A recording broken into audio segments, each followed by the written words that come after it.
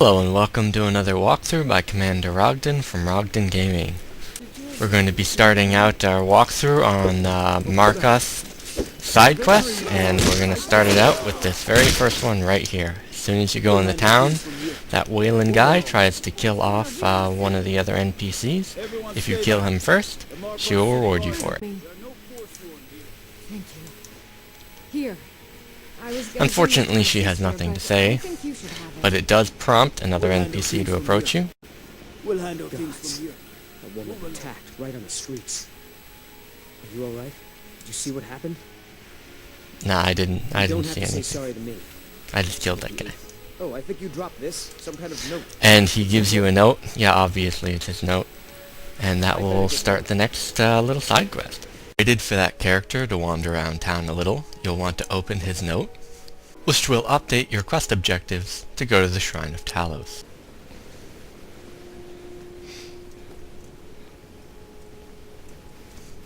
Talking with Eltrees will have him reveal that he is looking to solve the murders of several people in town. He then provides you some targets that he wishes you to find information about. Upon entering the Warrens, you may speak with Garvey, who you can ask for the key to Wayland's room.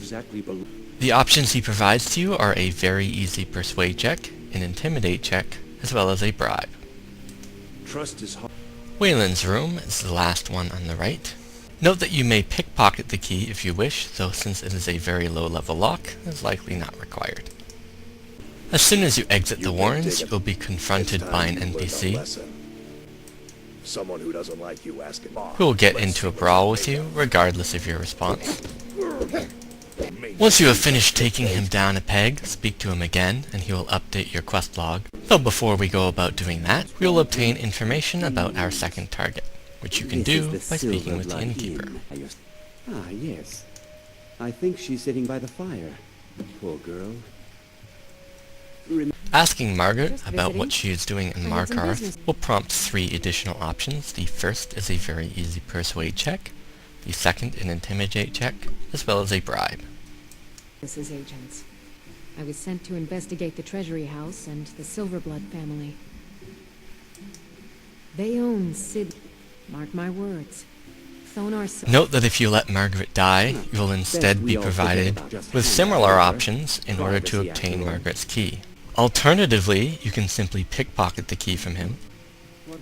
Find her journal in this end table here. You must then read the journal to update your quest log. If you spoke with someone to obtain the information, a guard will approach you and inform you that you should not be meddling in these affairs. If you did not speak to anyone and you simply stole the book, then that will not occur. The same is true for Thonar in the Treasury House. However, stealing the journal from him will allow you to exit the area peacefully.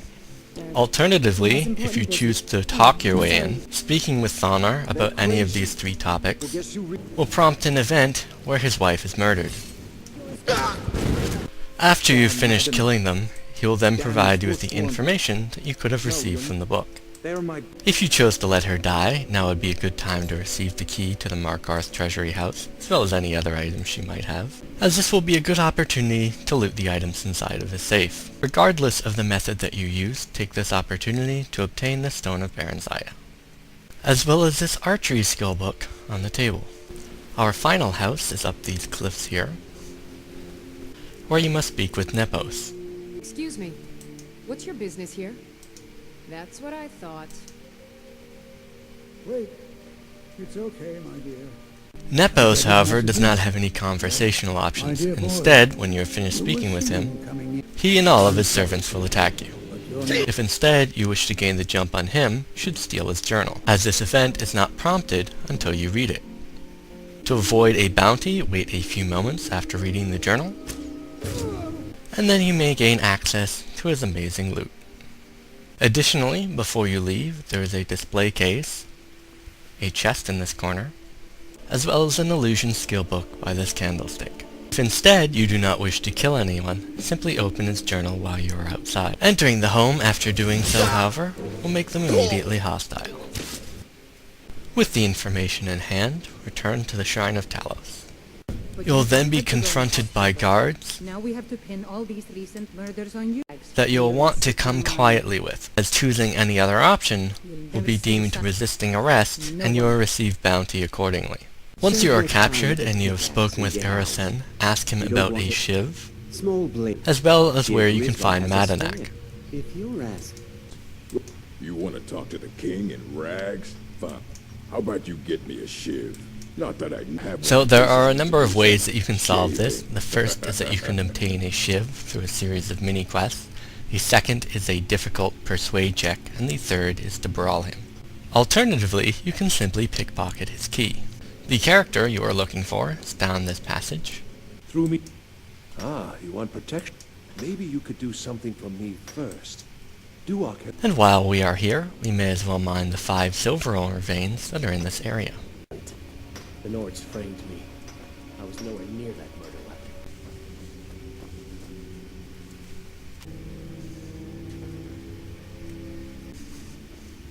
Other prisoners get suspicious when we talk to each You may then obtain the skooma by You give me speaking with one this more character look, here, and I close mine. which you may obtain by either a very easy persuade check or through a brawl.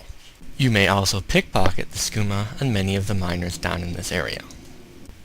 Here's your shiv. Promise you won't ever use it on me. All right. Once Get you on have it. given him the shiv, Don't he'll try provide you with the key to open this door, which is already unlocked for some reason. At this point, you may choose to kill Madanak, which will prompt you to search his body and read his note. At which point you may now exit the mine through this door here. However, as killing Madanak can be extremely difficult without a weapon, you may simply wish to speak with him, and postpone killing him until later.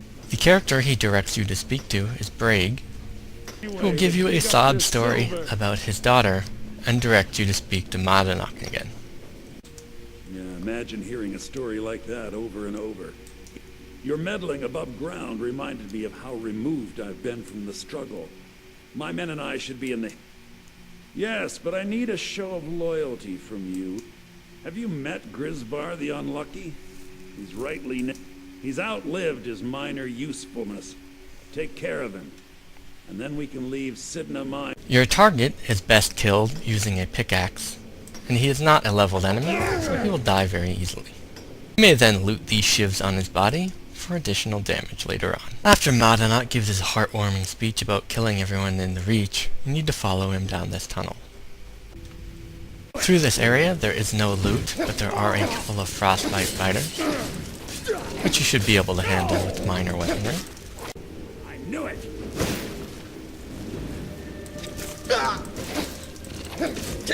In this next area, there will be a dwarven sphere, which if you are alone, you may wish to avoid, and you can do so by hopping down this ledge here.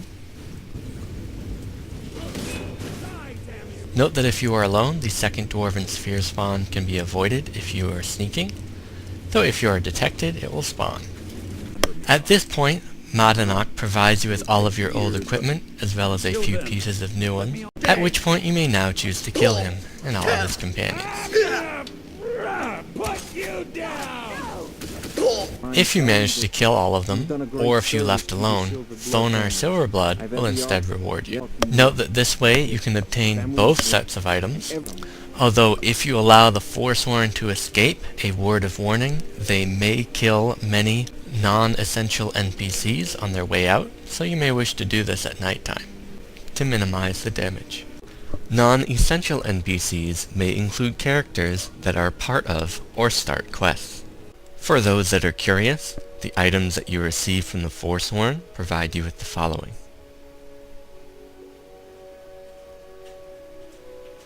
And the item provided to you by the Silverblood family has the following enchantment. Not to mention completing the questline in that manner may save many innocent NPCs. And moving along with our quests that start at Talos, a very short side quest can be started at Ondamar, who patrols the Understone Keep, about retrieving an amulet from a Talos Worshipper. I was sent here. It's a religious matter. The Empire has a... So if you are a prospective thief and you are interested in helping the Thalmor root out their religious prejudice, then you can go right ahead I want you to... and make your way over to Ogmund's house and retrieve his amulet. It should be noted that this quest will not be available to you if you have completed the Stormcloak questline, or if you have traded away Markarth at the peace negotiations. I would like to personally thank you on behalf of myself. This completes our walkthrough on the Markarth Sidequests, Part 1. This is Commander Rogden. Thanks for watching.